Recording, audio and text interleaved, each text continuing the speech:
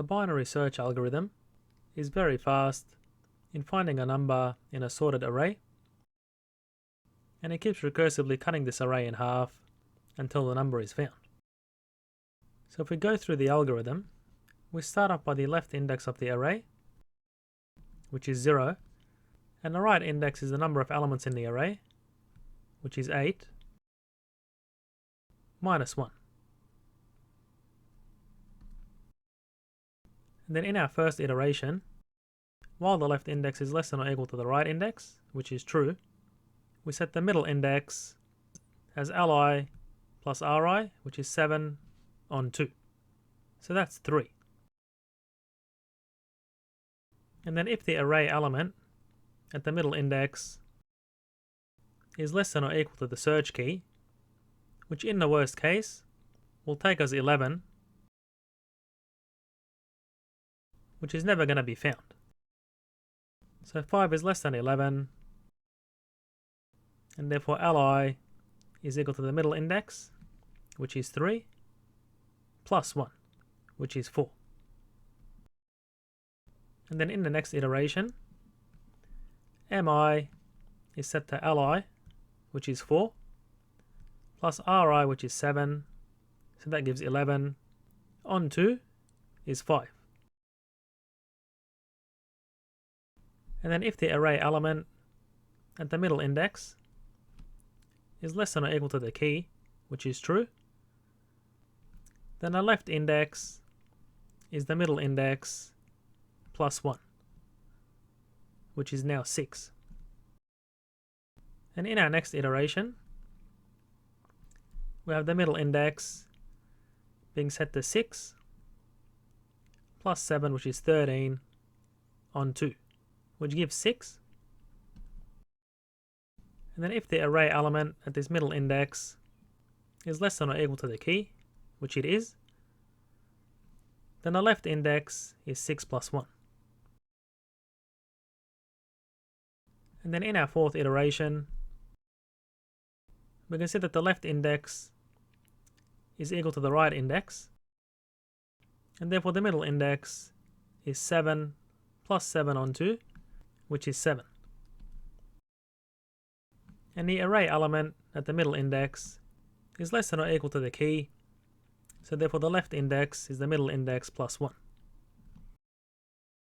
And then in the next iteration, the left index is greater than the middle index, so the loop finishes, and the array element at the middle index is not equal to the key, so therefore a false is returned. So during each iteration, we'll basically keep looking at half the elements in the array.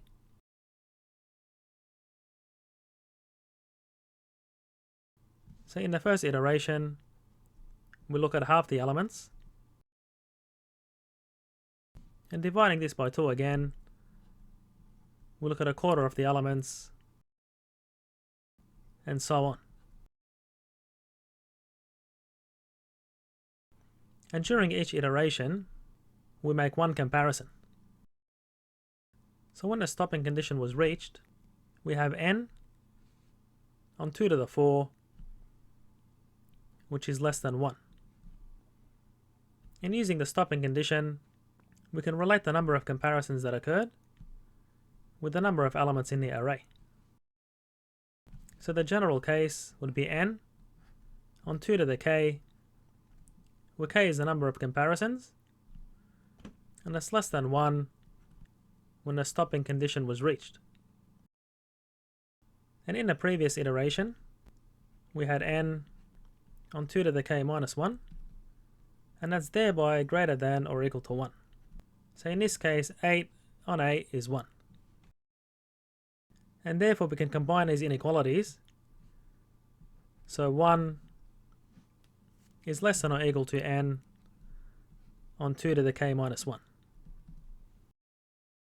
And now if we invert the terms, we get 2 to the k on n, and thereby flip the inequality.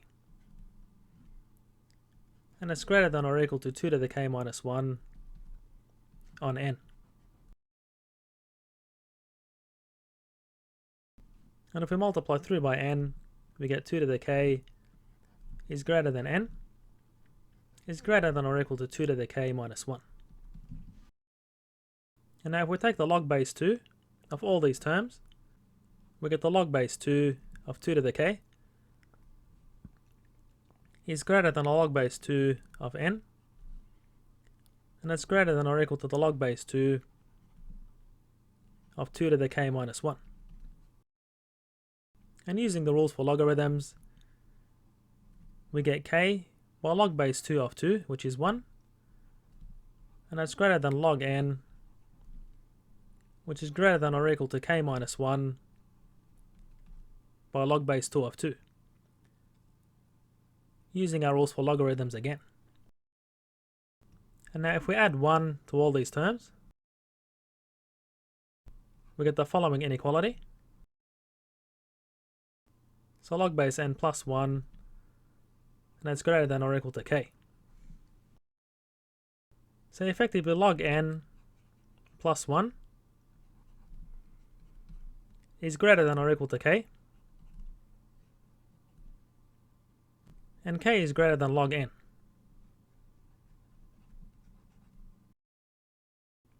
And given that the number of comparisons are bounded by these log terms, then we conclude that the time complexity of the binary search algorithm is O log n. Please subscribe, like and comment to help me reach more students.